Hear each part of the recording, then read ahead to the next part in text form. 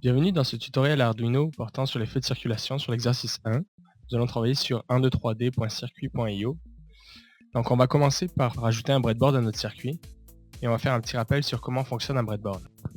Donc un breadboard est composé de lignes de cuivre horizontales et verticales.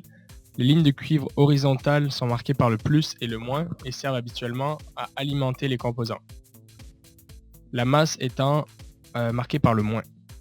Ensuite, on a les lignes de cuivre verticales qui servent à placer les composants. Donc, on va rajouter notre carte Arduino Uno. Et on va un petit peu dézoomer pour mieux y voir. Donc, c'est avec la roulette. Une petite astuce pour gagner de l'espace, pour mieux placer les composants, c'est de relier les lignes plus et les lignes moins de la breadboard. Ainsi, on peut connecter soit en haut, soit en bas, selon où on place le composant. Il y a aussi un code de couleur par convention. On met en général la ligne plus en rouge et la moins en noir ou en bleu. Maintenant, notre breadboard est prête. On va pouvoir rajouter les DEL pour simuler les feux de circulation. Et il faut faire attention aux DEL qui sont polarisés. Donc la partie plus, c'est la plus longue, c'est appelée anode. Et il faut aussi faire attention au courant que l'on fournit à notre DEL pour ne pas la griller. Donc en utilisant la loi d'Ohm, on peut calculer la résistance que l'on va mettre en amont afin d'éviter de griller notre DEL. On va rajouter donc maintenant les composants qui nous manquent pour rajouter les DEL. On va commencer par ajouter une résistance, puis la DEL. Maintenant, il faut le relier à l'Arduino. On va relier l'Arduino à la masse du système, très important. Et enfin, on va fermer le circuit en reliant la diode DEL à la broche numéro 13 de notre Arduino. Maintenant, on va passer dans le code editor et téléverser le programme qui par défaut est le programme Blink que nous avons vu à la vidéo précédente. Donc maintenant, on peut voir que la LED clignote avec une fréquence de 1 Hz. Donc notre code fonctionne bien et on n'a pas grillé notre composant.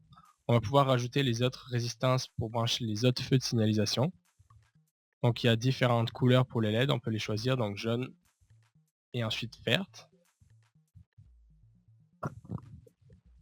On va les rejoindre aux broches de l'Arduino.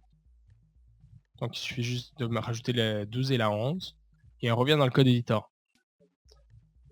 Il va falloir déclarer les nouvelles diodes. C'est plus pratique de les déclarer en début de code. Comme ça, on peut changer facilement la broche à laquelle on la connecte sur Arduino.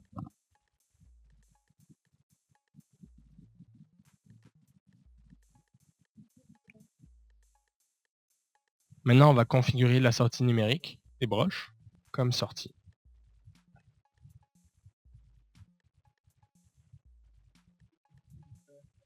On va rajouter un délai pour faire une pause et on va copier-coller la partie qui faisait sur la première DEL pour la faire pour chacune des DEL. On commence par allumer la rouge, après on arrête la lumière, on met la verte pendant 15 secondes, ensuite on l'arrête et finalement on allume la jaune pendant 5 secondes.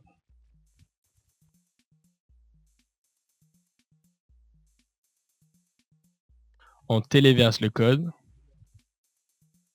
On voit le temps de simulation ici en haut.